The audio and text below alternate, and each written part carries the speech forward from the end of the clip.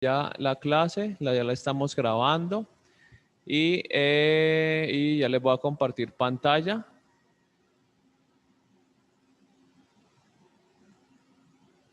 Bueno, entonces hoy vamos a ver, como les dije, un tema importante ya, que pues ya vamos como interiorizándonos un poco más en el estudio del derecho tributario, ya. Pero pues antes de empezar a hablar, digamos que de las normas del estatuto tributario, pues vamos a hablar precisamente de qué, de lo que se trata el tributo, ¿ya? ¿Qué vamos a ver de aquí en adelante? La norma tributaria, ¿ya? O sea, cuál es su fisionomía para que nosotros podamos, digamos, dar cuenta, ¿ya? De las normas que hacen parte del estatuto tributario, pues primero tenemos que ver qué es el tributo y de qué está compuesto la norma tributaria. Entonces, por ejemplo, hoy vamos a ver lo que es el tributo. Dentro de 15 días, pues ya vamos a empezar a ver lo que es el hecho generador, la base gravable, conceptos que son muy, muy importantes. ¿Listo? Entonces, el día de hoy vamos a ver el concepto de tributo. ¿En qué consiste el tributo? De pronto, con mis estudiantes del semestre pasado que vimos Hacienda Pública, pues lo vimos, pues digamos, de una manera buena, tampoco tan somera, una manera buena, ¿ya? Entonces, digamos que pudimos más o menos establecer que el tributo es el género y que pues tiene sus clases, ¿no? El tributo tiene clases, que son los impuestos, las tasas y las contribuciones, ¿ya? Entonces, desde hoy ustedes ya no van a confundir esos términos, ¿ya? Porque el tributo, los tributos son el género, ¿ya? Y las especies que son los impuestos, las tasas y las contribuciones, ¿ya?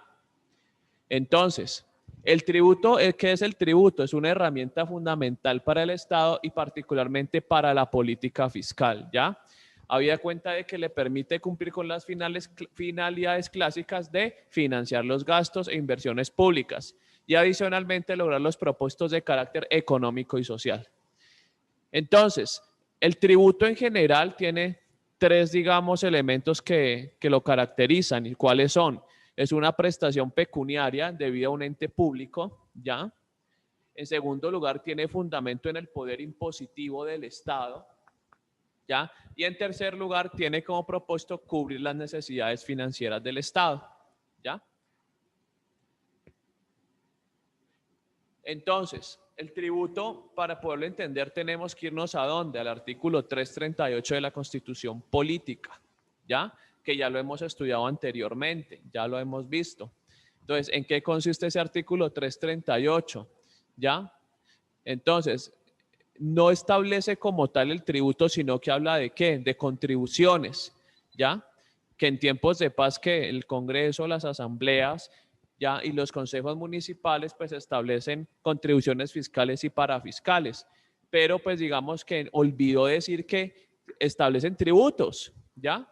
Tributos de manera general. ¿Listo? Entonces, de igual manera, digamos que la Constitución Política estableció el tema del tributo como en tema de reserva legal de competencia del Congreso en el artículo 150, numeral 12, ¿ya? Entonces nosotros tenemos que entrar, digamos, a mirar bien en qué consiste el tributo legalmente, o sea, está consagrado constitucionalmente, ¿no? ¿Cómo se establece el tributo? ¿Quién lo establece? Pero no dice muy bien en qué consiste, ¿ya? O cuáles son las especies del tributo. ¿Listo? Es importante que lo tengamos muy en cuenta.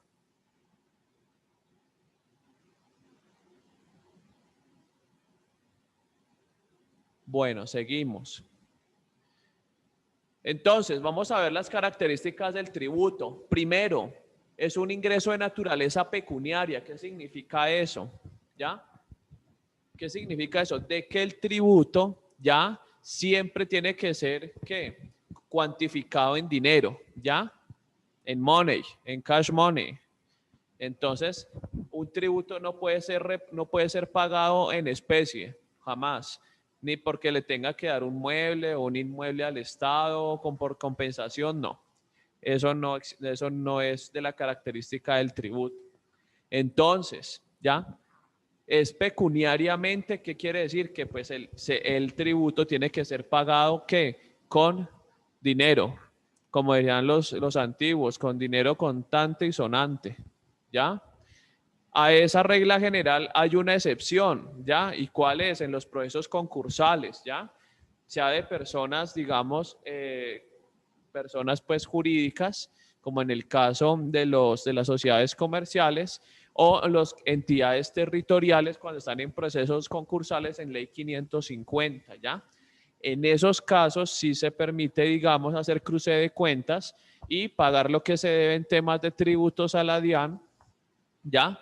Con bienes inmuebles o con bienes diferentes al dinero. ¿Listo?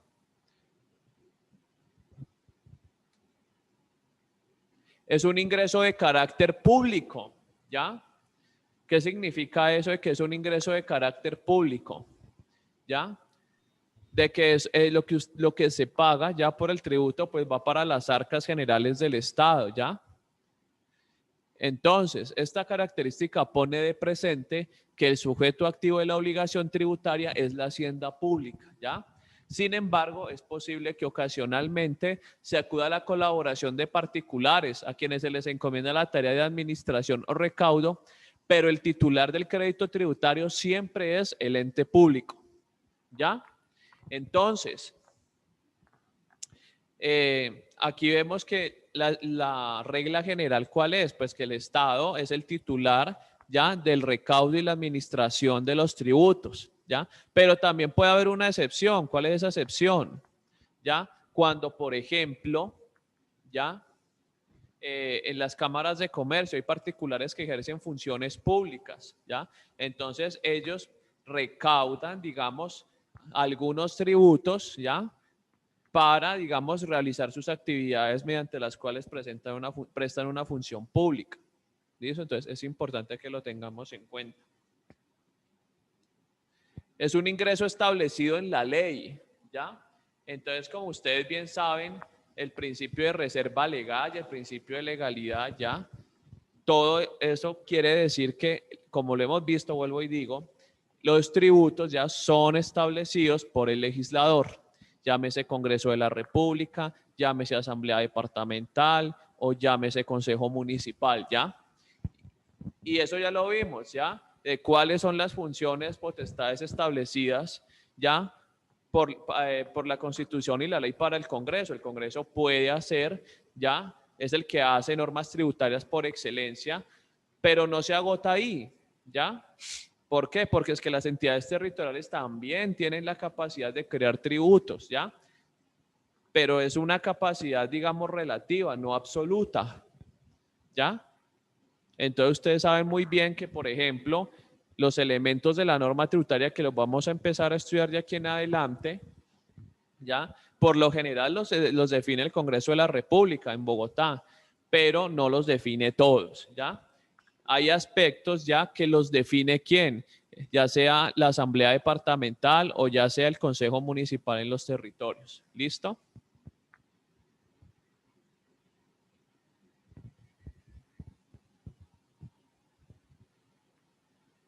Ahora, los impuestos, perdón, aquí se me fue, los supuestos deben ser representativos de capacidad económica, los impuestos, aquí yo no sé por qué me fue. Bueno, pero yo no sé si me salté. Bueno, sí. Un fundamento de justicia material de los tributos es la exigencia de la capacidad económica. ¿Cuál es la finalidad de un tributo? ¿Qué es lo que busca? Es demostrar cuánto, ¿ya? Tienen las personas en cuanto a dinero, cuál es su capacidad económica, si son pudientes, si no son pudientes, ¿ya? Entonces, en general, el tributo que busca es de que a través, digamos, de los impuestos, las tasas o las contribuciones, pues se dé cuenta de cuánto se le está debiendo al Estado, ¿ya? O cuánto, más bien dicho, bueno, en parte sí debiendo, pero esencialmente, mediante los tributos lo que se ve es cuánto tiene una persona realmente, cuál es su patrimonio, para que con base en ello, pues se pueda, ¿qué? Se pueda cobrar el respectivo tributo, ¿ya?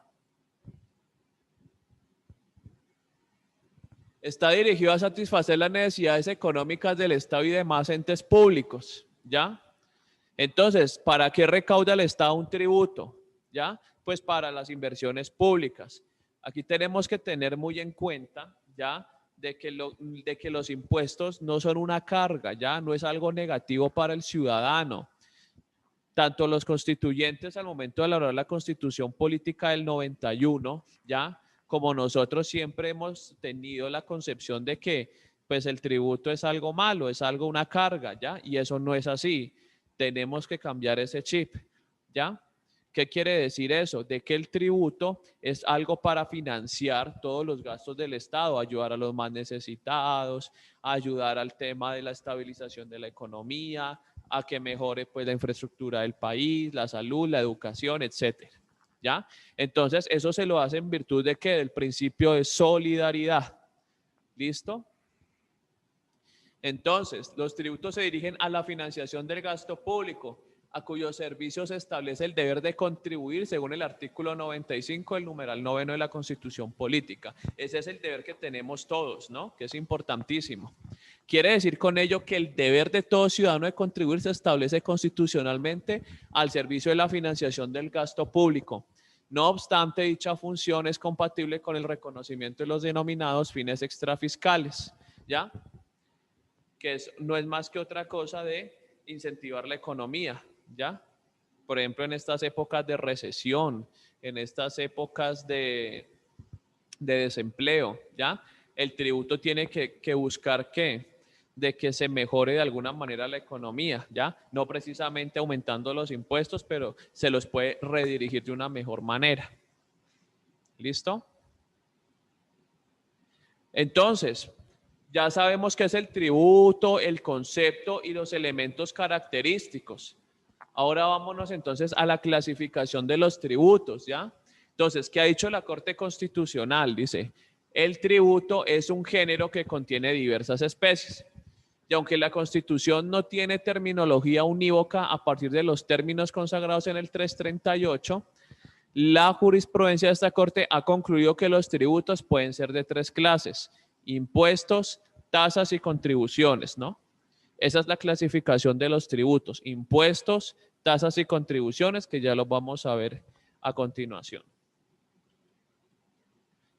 ¿Qué son los impuestos? A ver, se caracteriza principalmente por tratarse de una prestación de carácter unilateral, ¿ya? Esta es obligatoria, esta es para todos, ¿ya? Esta no es para un grupo de gente ni para un determinado grupo de personas, no. Los impuestos son para todos, tienen como destinación ¿quién? El pueblo en general, ¿ya? Es de carácter obligatorio. ¿Qué quiere decir de que es carácter obligatorio? Es, quiéralo o no lo quiera, si usted cumple los supuestos de hecho de la norma tributaria, pues tiene que pagar. ¿Ya? Así de sencillo. ¿Listo? Dice, el impuesto se caracteriza principalmente por tratarse de una prestación de carácter unilateral, ¿ya? Por cuanto el Estado no se compromete en forma particular a una contraprestación directa. O sea, por lo que usted paga no quiere decir que el Estado le tenga a usted que darle un beneficio personal, no. Porque el beneficio ¿para quién es? Pues para el pueblo en general. ¿Listo? Dado que los tributos son obligaciones establecidas en la ley, solo que en el hecho generador de los impuestos no está presente ninguna actividad pública de que su pago pueda ser una contraprestación, ¿ya? Entonces, algo que tenemos que tener muy en cuenta, ¿ya? Y espero que no se olviden para el parcial final, que es oral, ¿ya? Del cual espero que pues se estén leyendo muy juiciosos el libro guía, porque todo está en el libro guía. Ya, espero que todos lo tengan, ya. Si alguno no lo tiene, no lo ha leído por X o Y motivo, pues me lo dicen, por favor, porque todas las evaluaciones y especialmente el parcial final, que es oral, ya, lo van a ¿qué? Lo van a sacar pues de todo lo que hemos visto en el semestre y eso está en el libro. ¿Listo? Bueno. Entonces, el hecho generador, ya cada, digamos, especie de tributo tiene un hecho generador, ¿ya? ¿Y en qué consiste ese hecho generador? Pues es el hecho que Si digamos se cumple de parte de nosotros, pues nos obliga a pagar la obligación tributaria. ¿Listo? Entonces, el hecho generador del impuesto, ¿qué es? Es una conducta, un acto, un negocio, ¿ya? Demostrativo de capacidad económica. Nunca se olviden que los impuestos que buscan y especialmente, bueno, el tributo y en especialmente los impuestos, demostrar cuánto tiene la persona, ¿ya? Entonces, todas las conductas, actos o negocios que una persona realiza en su vida, ¿ya? Y que encuadren dentro de los supuestos de hechos de la norma tributaria, pues a usted lo obliga a pagar un tributo, o un impuesto en este caso. ¿Listo? Entonces, nunca se les olvide eso. Los impuestos tienen unas características, ¿ya? Que son personales, que pueden ser periódicos o directos e indirectos. ¿Qué significa que son personales, ya? Cuando la regulación hace referencia a una persona, por ejemplo, el impuesto sobre la renta o los impuestos reales, cuando el hecho generador hace referencia a unos concretos bienes, derechos o actividades que cobran una trascendencia económica. ¿Qué es un impuesto periódico? Cuando la situación que describe el hecho generador se prolonga a través del tiempo, ¿ya? O también hay impuestos instantáneos cuando la situación se da en un momento concreto. ¿Listo? Entonces, cuando hablamos de impuestos periódicos, ¿qué significa? Que tienen vocación de permanecer en el tiempo. A veces son, digamos, impuestos temporales, ¿ya? Que de pronto fueron, digamos, establecidos porque hubo un terremoto, entonces el gobierno mediante un estado de excepción dijo pues que quería recaudar un tributo, ¿ya? Para ese determinado fin, pero resulta que después eso permaneció en el tiempo, ¿ya? Quedó ese impuesto. Entonces el Congreso lo avala ya mediante una ley, ¿ya? Y queda establecido, ¿ya? Impuestos directos e indirectos, ustedes yo creo que ya lo saben, especialmente mis estudiantes del semestre pasado. Un impuesto directo a que hace referencia a las personas, ¿ya? ¿Qué quiere decir eso? Que determinadas personas ya en razón de su calidad, ¿ya? De una calidad personal que tengan, ¿ya? Por ejemplo, el impuesto a la renta es personal, ¿ya? Pues digamos,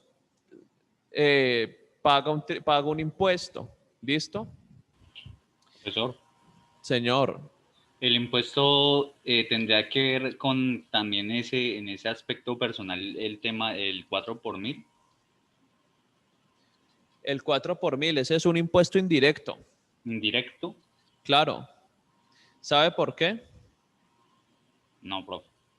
A ver, porque eso hace referencia, ese impuesto ya no es la calidad de la persona que graba el hecho generador, ¿ya? Sino el acto de transferir, de hacer un negocio, ¿ya? ¿Por qué? Porque los impuestos indirectos, ya se le llama indirectos a las actividades económicas que son grabadas. Por ejemplo, el IVA es un impuesto indirecto. O el impuesto de los grandes movimientos financieros, ¿ya? El gravamen sobre movimientos financieros, ¿ya? Entonces, esos hacen, digamos, referencia a actividades económicas, ¿ya? El impuesto a la renta, ¿ya? ¿Por qué un impuesto a la renta es directo? Porque hace referencia a la persona como tal, ¿ya? Por ejemplo, ¿quiénes pagan renta? Las personas naturales, hace referencia a su calidad de persona natural, ¿ya? Si, por ejemplo, habla de los comerciantes que tengan que pagar un determinado impuesto, entonces es directo también, son los comerciantes. ¿Listo? Entonces, los impuestos directos, se identifican cuando la norma jurídica tributaria radica la obligación del pago a cargo de una determinada persona sin contar con un derecho legal a resarcirse. Y los impuestos indirectos consisten cuando la norma jurídica concede al sujeto pasivo la posibilidad de resarcirse del mismo, ¿ya? Pero bueno, eso es lo que yo le estaba diciendo ahorita en palabras un poquito más comprensibles a las actividades económicas que realizan las personas, ¿ya? ¿Qué son las tasas? ¿Ya? Entonces, las tasas no son las tasas en las que tomamos café, no. Eso no hace referencia a ese tipo de tasas. Un momentico, por favor.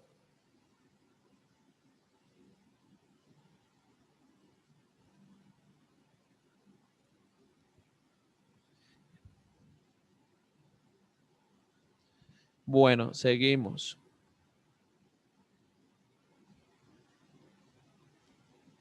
Entonces, ¿qué son las tasas? ¿Ya? Las tasas ya son un pago ya que realizan las personas ya por la prestación de un servicio del Estado, ¿ya? Entonces, aquí sí hay una contraprestación a diferencia de los impuestos, ¿ya? Entonces, ¿qué es la tasa? En esta categoría se define como aquella prestación pecuniaria a favor de un ente público establecido por la ley, ¿ya? Cuyo hecho generador consiguen las siguientes características. Primero, la prestación de servicios o la realización de actividades que afectan de manera particular al sujeto obligado, siempre que estos servicios o actividades no sean de solicitud voluntaria por parte de los obligados. ¿Qué quiere decir eso? A veces hay servicios que presta el Estado ya, pero que hay que pagar una determinada tarifa ya para prestar esos servicios. ¿Ya? Entonces, por ejemplo, cuando ustedes van a sacar duplicados de las cédulas cuando se extravían, usted tiene que pagar una tarifa ya al Estado. Entonces, usted lo que paga es el costo que le costó, valga la redundancia, que le costó al Estado, ya, expedir ese duplicado, ya. Por ejemplo, que ustedes van a visitar unos parques nacionales, ya, y los parques nacionales pues son administrados ¿por quién? Pues por una entidad de carácter ambiental que se llama Parques Nacionales. Entonces, usted para entrar le cobran una determinada tarifa. Eso no es obligatorio, eso es si usted quiere usar ese servicio o no lo quiere usar. Por ejemplo, la mal llamada sobretasa a la gasolina, que de sobretasa no tiene nada, eso no existe, ¿ya? Es tasa, una tasa a la gasolina, ¿ya? ¿Por qué se le denomina tasa a la porque uno paga una tasa a la gasolina? ¿Por qué creen? A ver, ¿quién cree que eso es una tasa?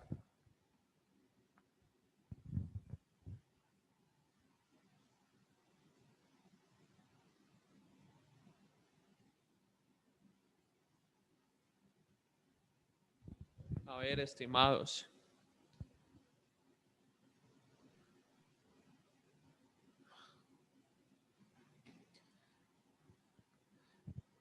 Bueno, entonces, primero que todo, porque el dueño, digamos que de los recursos naturales ya es el Estado, ¿no? Entonces, el Estado al usar esos recursos naturales, pues paga una contraprestación, ¿ya? Entonces, es por esa razón, ¿ya? Entonces, la utilización privativa o el aprovechamiento especial del dominio público, ¿ya? Entonces, en general, cuando hablamos de tasa, ya el hecho generador es de que el cumplimiento de los servicios ya que presta el Estado. Entonces, por ejemplo, cuando se va a usar un parque, se va a usar un parque recreativo que esté, por ejemplo, que sea el titular del dominio de ese parque el Estado, ¿ya? O con el ejemplo que les decía, el expedir duplicados de las cédulas. También esa es una tasa, ¿ya? Entonces, eso es importante que lo tengamos en cuenta. Dice, la Corte Constitucional ha establecido que las tasas son aquellos ingresos tributarios que se establecen en la ley, ya o con fundamento en ella, a través de los cuales el ciudadano contribuye a la recuperación total o parcial de los costos en que incurre el Estado para asegurar la prestación de una actividad pública, la continuidad de un servicio de interés general o la utilización de bienes de dominio público. ¿Listo? Bueno, vámonos a los atributos de la tasa, ¿ya? ¿Cuáles son las características de la tasa? En virtud de disposición del rango legal, el Estado cobra un precio por un bien o un servicio ofrecido, ¿ya? Segundo, el precio pagado por el ciudadano al Estado guarda relación directa con los beneficios derivados del bien o servicio ofrecido, ¿ya? Tercero, el precio pagado guarda relación con la recuperación total o parcial de los costos que le representa al Estado la prestación de ese servicio, ¿ya? Cuarto, aun cuando su pago resulte indispensable para garantizar el acceso a actividades del interés público, su reconocimiento tan solo se torna obligatorio a partir de la solicitud de los contribuyentes. A diferencia del impuesto, esto no es obligatorio, no es algo que lo queramos o no lo queramos. ¿Listo? El precio cubre los gastos de funcionamiento, ¿ya? Y las previsiones para amortización y crecimiento de la inversión ocasionalmente, ¿ya? Se paga por un servicio en general, en las tasas. ¿Listo? Ahora vamos a ver otra especie de tributo. Entonces ya vimos los impuestos, las tasas, y ahora vamos a ver las contribuciones especiales, ¿ya? ¿Qué son las contribuciones especiales, ya? Entonces, estas contribuciones son tributos, ¿ya? Que son obligatorias, ¿ya? Aquí nos diferenciamos un poquito de las tasas, son obligatorias, pero ¿qué pasa? No es para todo el mundo, ¿ya? Es para una determinada población. ¿Cuándo se presentan las contribuciones especiales? ¿Ya? En el momento ya en que se van a hacer obras públicas, por ejemplo, un determinado sector. Entonces nosotros vamos a curarnos del ejemplo de las 21 megahoras aquí en Cali, ¿ya? Entonces se estableció por el Consejo una contribución especial, ¿ya? Entonces, las personas que eran, digamos, cercanas ya a las obras donde se iban a realizar y tenían un impacto positivo, pues tenían que pagar un determinado tributo, un determinado precio, que por cierto lo pagaban de manera adelantada, o sea, no al terminar la obra, sino antes de comenzar la obra, ¿ya? Entonces, eso es importante que lo tengamos en cuenta. ¿Cuál es el hecho generador en las contribuciones especiales? ¿Ya? El hecho generador en las contribuciones especiales es que es de la realización de la obra en un determinado sector, ¿ya? ¿Qué quiere decir eso? Si usted vive cerca del sector o en el sector donde se van a realizar esas obras, pues usted se convierte en un obligado tributariamente, ¿ya? Entonces, las contribuciones especiales se caracterizan porque el supuesto de hecho está constituido por la actividad del Estado realizado para fines generales, tales como la realización de obras públicas o establecimiento o ampliación de servicios públicos. Que eso le proporciona una ventaja a los ciudadanos, claro, ¿ya? ¿Por qué? Porque se van a valorizar sus predios, ¿ya? Entonces, eso es importante. Se resaltan como características la actividad del Estado con fines generales y una peculiaridad de las tasas, la ventaja particular del contribuyente o del grupo o sector de contribuyentes, lo cual ha dado a ligar a que la doctrina cuestione su existencia como categoría tributaria independiente. ¿Listo? Ahora, las contribuciones parafiscales, ¿ya? ¿En qué consisten las contribuciones parafiscales? ¿Ya? Para muchos, digamos, doctrinantes del derecho tributario, las contribuciones parafiscales, ¿ya? Son un mecanismo raro dentro del sistema tributario. ¿Por qué? Porque primero, no es obligatorio para todo el mundo. Segundo, el que se beneficia no es la persona en general del común, no son todos, ¿ya?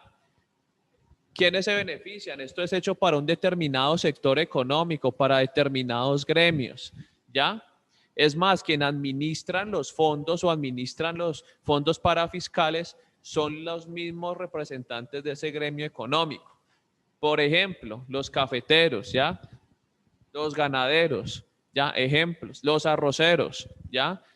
¿Cuándo se establecen estas contribuciones parafiscales, ¿ya? Cuando estos sectores de la economía que sean importantes por su actividad económica para el país, pues digamos pasen por una crisis y necesitan dinero para sobrevivir. Entonces el Estado a través de una ley ya establece la creación de contribuciones parafiscales para ese sector especial de la economía, ¿ya? ¿Por qué se le llama parafiscales, ya? Porque aparte de la fiscalidad del Estado, se arma, digamos, una fiscalidad, no digamos independiente, sino autónoma, porque al final y al cabo en el presupuesto general de la nación que realiza anualmente el gobierno, se tienen que tener en cuenta esa existencia de esos parafiscales, ¿ya? Aunque solamente se hace, pues, digamos, una cuenta, ¿ya? Se los tiene en cuenta y se los presenta, pero esos parafiscales no entran a ser parte del presupuesto general de la nación, ¿ya? Entonces, eso está establecido en el Estatuto Orgánico del Presupuesto en el artículo 12, ¿ya? Dice, son contribuciones parafiscales los gravámenes establecidos con carácter obligatorio por la ley. que afectan a un determinado y único grupo social o económico y se utilizan para beneficio del propio sector.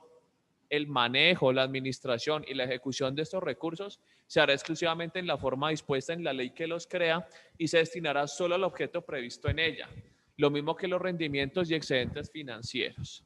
¿Listo? Bueno, entonces, mis estimados,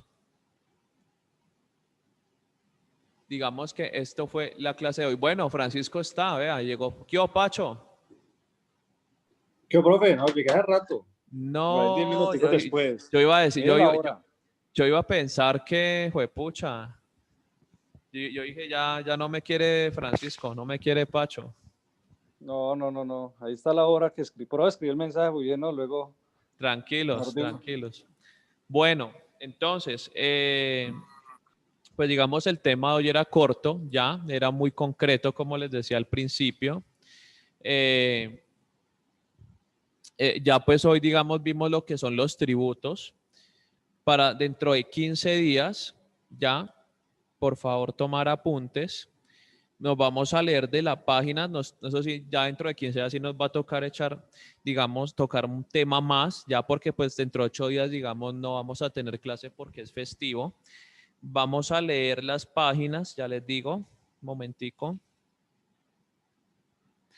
Vamos a leernos de la página 311, ya, a la página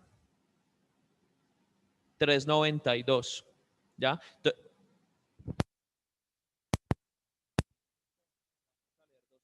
Uno, la estructura jurídica del tributo, lo que es el hecho generador, ya como les dije al principio, ya vamos a empezar y a examinar como tal la norma tributaria, porque es que, ¿qué pasa?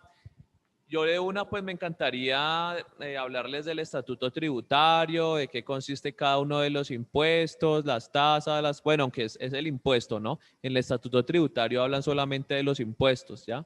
Las tasas y las contribuciones por lo general pues son una especie tributaria aparte, pero pues me encantaría hablarles del estatuto tributario, pero para que ustedes puedan entender muy bien las normas del estatuto tributario, o sea, es importante que ustedes entiendan de qué está conformada la norma tributaria, ¿ya? Si no entendemos esto, muy difícilmente vamos a entender las normas del estatuto tributario. Entonces, vamos a ver dentro de 15 días el hecho generador, ¿ya? Y en segundo lugar, vamos a hablar de los sujetos de la relación jurídico-tributaria, que ya los hemos hablado hace rato, sí, ya los hemos hablado, ya los hemos tocado, que son el Estado y el contribuyente, pero ahorita ya los vamos a ver de manera mucho más especial, ¿ya? Un poquito más a fondo. Entonces, de la página 311 a la 392, ¿ya? Si alguno de pronto no tiene el libro por X o Y razón, creo que ya todos lo tienen a estas alturas. Entonces, pues me escriben por el WhatsApp o me escriben, digamos, por el correo electrónico. ¿Listo? Entonces, para que lo tengan muy en cuenta. ¿Qué más? No, es eso nomás, mis estimados. Profe, señora Linet. ¿usted me mandó el libro al correo? Sí, señora. Pero solo me llega hasta la página 205. Ah, listo. Ya les voy a mandar la otra partecita. Yo profe, es que yo lo conseguí y la otra parte que faltaba y yo ya la mandé al grupo. Ya.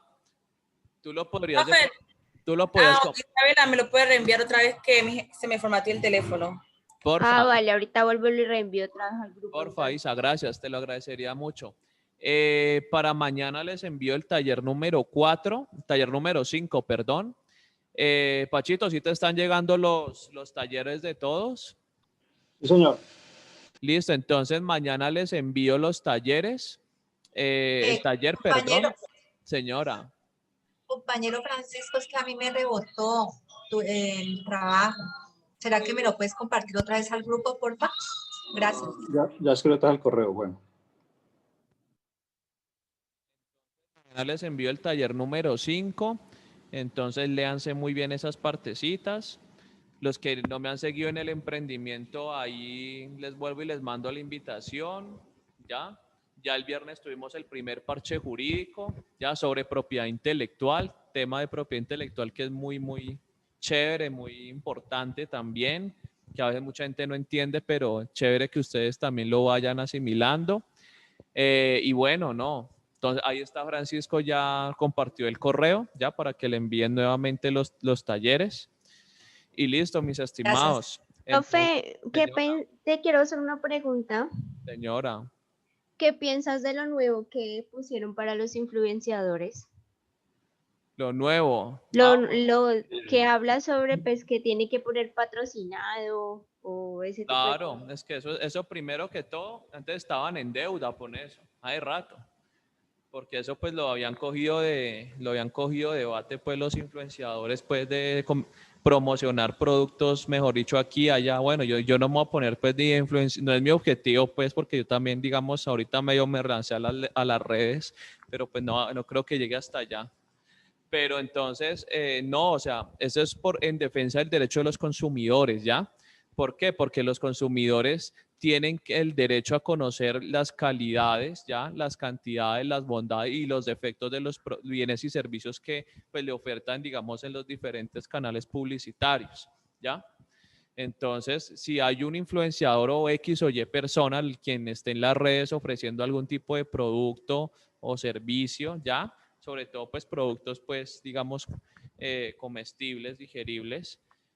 Entonces, pues, tiene que, pues, hablar, pues, sobre sus bondades, sobre lo que consiste, quién lo produce, ¿ya? O sea, una información completa, ¿ya? Porque eso, pues, digamos, tiene que protegerse los derechos de los consumidores. ¿Listo, Isa? Ah, vale, gracias, profe. Quería escuchar tu opinión. ¿Listo? ¿Sí me sigues, no, Isa? Claro, profe, y ya vi tu video del parche jurídico. ¿Sí le gustó o no? Claro. Bueno, ahí vamos mejorando poco a poco, pero pues con todo el cariño. ¿Listo, mis estimados? Buenas noches. Hola, Dieguito. Doctor, no me ha llegado la invitación, no me ha enviado el link. Vengan, Ya lo he pregunta. promocionado y me dicen, pero sí, pero no, a ver, no nos envían nada. Yo espérátelo con el doctor otra vez. Vea, pregunta. ¿Usted está en el grupo? Es que no sé si usted está en el grupo de Sí, WhatsApp. señor. Sí, claro. Y usted Ahorita vuelvo y envío el link. Ahorita Bueno, vuelvo y doctor. les envío el link. ¿Listo? Bueno, doctor, gracias. Feliz noche. Vea, a todos les mando un gran abrazo, que descansen, cuídense bastante y leanse juiciosos esas Gracias, páginas profe. para dentro de 15 días. Wilmar, espero que se mejore, ¿ya? Y Francisco, yo te llamo mañana y conversamos que el viernes, lo de lo que hablamos el viernes en la reunión de monitores, ¿vale? Listo, profe. Incluso, bueno, por ahí le tengo una propuesta para apoyarle el emprendimiento. De una me dices y ahí trabajamos, ¿vale? Bueno, profe, de una. Bueno, un gran abrazo para todos, cuídense Chao, mucho. profe, nos vemos. Muchas gracias. Profe, gracias. Chao, chao, chao. Profe.